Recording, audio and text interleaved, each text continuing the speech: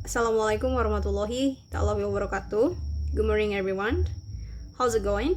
So today our group from group 2 that consists of 4 people, Firda Ramadhani, Dewi Wulandari, myself Nugrahani Ramadanti, and Ristauli Butar will present to you, will explain to you about advanced analyzing in poetry. So for the first material, I'll explain to you the 4 steps to analyze this poetry. So for the first material, I'll explain to you the 4 steps to analyze this poetry in advanced level. So for the first, absolutely we have asking more questions and then establishing basic meaning. The third, we have probing the less obvious, and the last is about structure meaning. So I'll explain to you one by one. So for the first, we have asking more questions. So at this point, literally we asking about the main point of the poetry itself, and absolutely we know that in advanced level we need to know that there will always be a question that will come to your mind. So just split it out from our mind. Just ask that so we can know the meaning of the poetry itself, because in advanced level there is an unlimited analysis. And then the second, we have establishing basic meaning. So because this is still in the basic meaning, we need to begin that we can understand what is the poem about. So this is only about basic meaning. So in this part, we only need to know what is the poem about, what is the story of that poem or the poetry itself.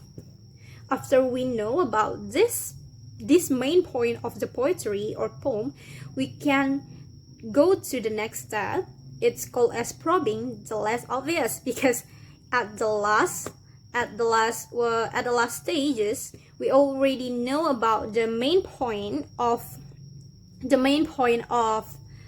poem. So at this stages we need to know the more detail about the poem itself. So we need to know something that needs more question, like the details. Why would the poetess want to use that words? Why he used that imagery?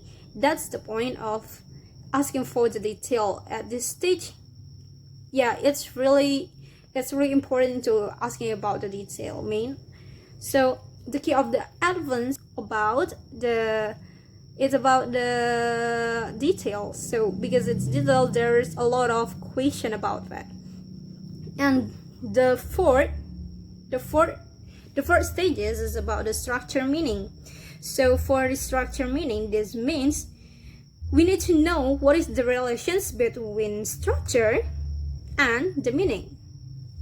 So in advanced analyzing, we also need to realize, man, what is the relation between form and between form and content, like structure and meaning, like that. So we need to know at this point, how does the structure relate to the presentation? What about if the main idea come into the opening, or in the middle, or at the end of the poem? So if it comes early, we need to know how does this material will follows the main idea, while when it comes to the late, or at the end, or at the middle of the poem itself, we need to know how does the material will precede it develop into the poem before, at the beginning or in the middle. So I think this the 4 stages. For the next stages will be explained by Lisa Ristauli Butar. Thank you. The next topic is about dividing the form, truth, structure, and imagery. Dawn develops the progressive stage of love. Young or early, love reaches, by definition, the beginning of a partnership. The middle stage is perfection, while the first and the last stages are imperfection. Perfection and imperfection are categorized by full brightness and full darkness, respectively. The entire structure of the foam is designed to make the coming and going of daylight be symbolically parallel to the coming and going of love. Don feels that once one departs from the perfect love symbolized by high noon, one might as well move to the imperfection symbolized by total darkness or night. The film has a geometry, a symmetrical development. The idea of the film has been effectively presented by presenting a large analogy between love and daylight.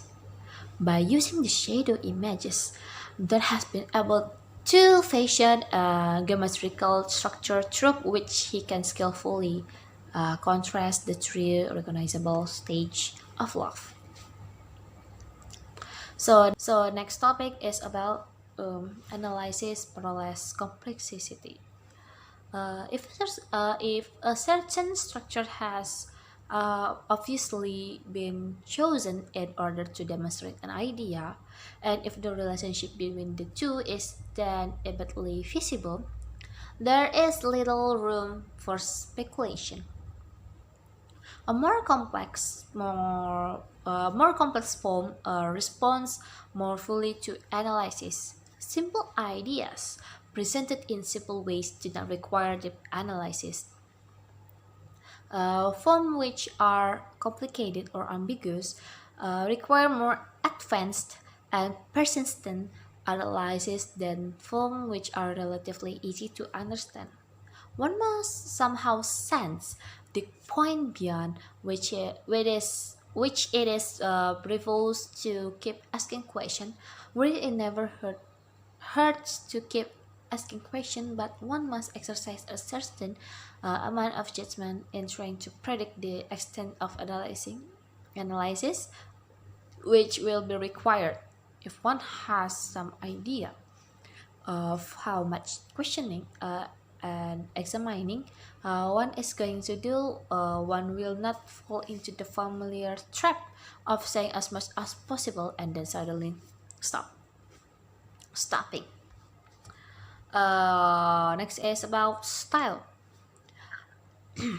In analyzing poetry, we often take consideration of literary style. The term style is fairly inclusive and denotes simultaneously such concepts are diction, figurative language, and rhetorical construction. Style refers to the whole form by the writer's techniques and his selection of words. There are often certain secrets to writer style which can only be recognized and understood by way of relatively extensive analysis. To discuss the style of a poet, one must first have survived all of the nuances and subtleties of the writer's kind of expression. Discussion of style calls for generation supported by particulars. So, next topic will be presented by Wulan. Okay, right now I would like to explain about determining the kind of style and stylistic devices. First, determining the kind of style. In literature, there are a good many kinds of style which have come to be known by particular adjectives. The style of every poet is unique, for style is a way of referring to the poet's originality of expression, but we can often refer to a kind of style. For example, to say that a poet writes in the Miltonic style means that he uses a lofty, grand form of expression similar to, but not the same as, that of Milton. We speak of a poems being written in a low style, meaning in humble, unadorned way. We use labels such as this to associate a poet with either the style of another poet or of another school of poetry. We never use a label as a complete and final description. And discussing style quite naturally leads one into very difficult problems. To judge a style, we must first understand its precious originality. We must familiarize ourselves with the poet's rhythm, emphasize an organization of ideas and image. And discussions of literary style then lead one into more advanced analysis. Obviously, if a term such as style includes many other terms, it requires more time than any few of the terms by themselves. Sometimes, a poet is able to combine several seemingly incompatible techniques within his style of poetic composition. And next, I would like to explain about stylistic devices. There are two stylistic devices. First is expansion through simile and allusion. This passage most noticeably exemplifies two of Milton's most basic tools for stylistic expansion, that is, the use of simile and the use of classical allusions. Both tools serve to widen the context of the setting, accounting for what some critics have called the grandeur or elevation of Milton's style. In examining Milton's style, one is always aware of the basic techniques, expansion and construction.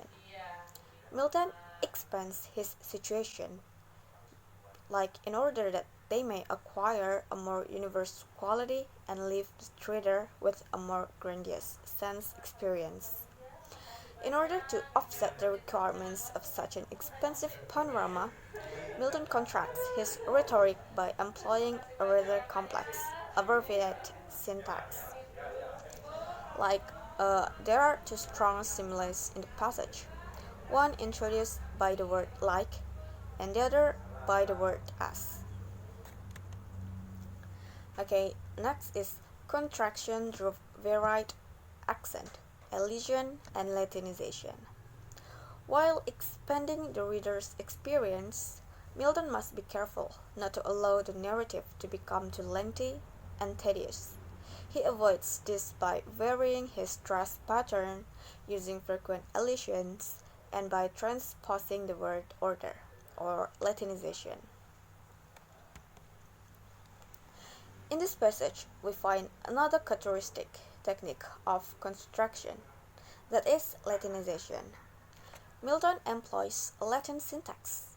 In several instances, he places the main verb after its direct object, as in "till wins the final blow." Another type of Latinization is positioning the adjective after the substantive, as illustrated here by Comet Burn. The use of the ablative absolute is also common. However, it is quite difficult to find without meticulous scrutiny. Okay, I think that's all about my material, and it will continue by my partner Firda. So here, we will discuss about literary depth. It is often useful or necessary to investigate a poet's literary in-depthness to other poets. What we inquire future are the searches for a particular poem.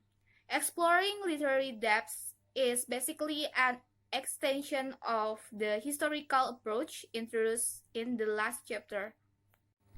The last, we have symbolism. The ultimate task of the advanced analysis is to explain the poet's use of symbols and figure, to explain how the symbols work together with the image to amplify the meaning of the poem. Tracing the poet's establishment of a pattern of symbolism is one of the most difficult problems of all analysis. We must attempt to understand the precise ways in which poets substitute the real world or object from the real world for the unreal or invisible world. I think that's all. Thank you for your attention.